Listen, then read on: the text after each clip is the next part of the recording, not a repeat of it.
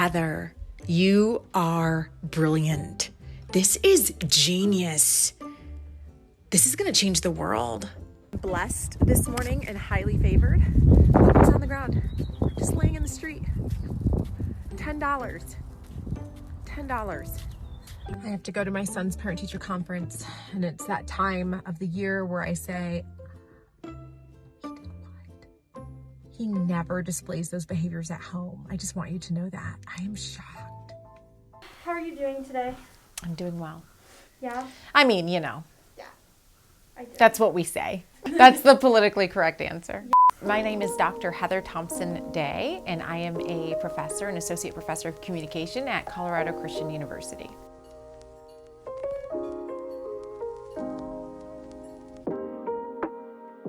I get up at 4:15 is typically when my alarm goes off, because I want to always make sure I spend time in my word before I even spend time with my kids.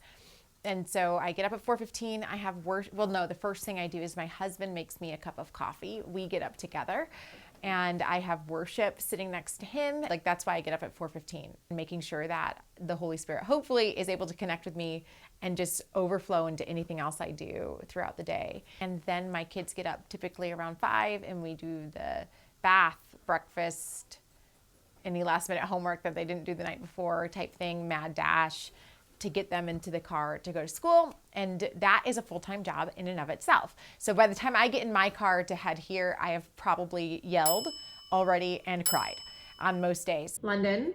Yes. I got you your decaf latte. You're going to class. So then I come in and I have 8 a.m.s all week, and I'm typically done by noon or 1:30. Oh, we're ready, Brooks. We are all ready. Okay, good. All right. Hi, my name is Taylor Sharkey, and I had Dr. Day for writing for COM fall 2019. My favorite thing about her is her boldness and just her ability to push you and to just say what's on her mind. It's something really admirable to me. Sometimes God will make it where you can't see the next step at all, because he's trying to get you to learn to trust his voice. She's really just been such an encouraging and positive influence, and has really just empowered me to step into what I'm called to do and to not be afraid of that. I'm obsessed with Taylor Swift. I have loved Taylor Swift before anybody else even knew who. I was downloading Taylor Swift on Napster. Taylor Swift is an Enneagram 3. I also am an Enneagram 3. So I think that means that we're best friends.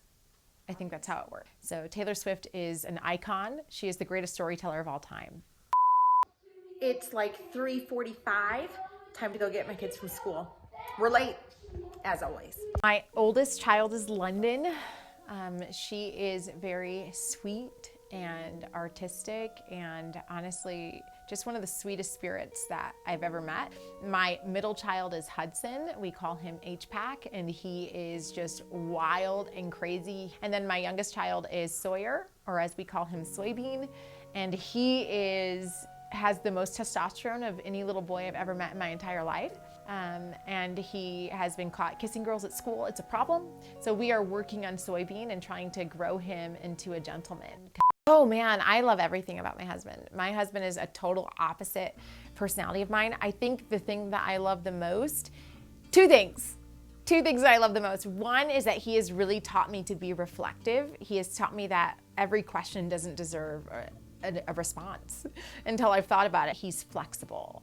I'm lucky to be married to him. That Wife is a blog that I run with my best friend, Scarlett Longstreet, trying to create community for women who feel like you're isolated from all the community that you would usually experience because everybody else is working and you're at home with this baby nursing every 2 hours. So that's why we created it. I am in bed most days by like 8 o'clock. Walk by mommy on the treetop. I spend my evening eating Thai food from takeout typically, and hanging out with my kids and playing Uno and then going to bed. Decide now what you deserve, and then don't move from that line. Knowing who you are and what you are worth and believing it, because you can't wait for somebody else to believe it for you.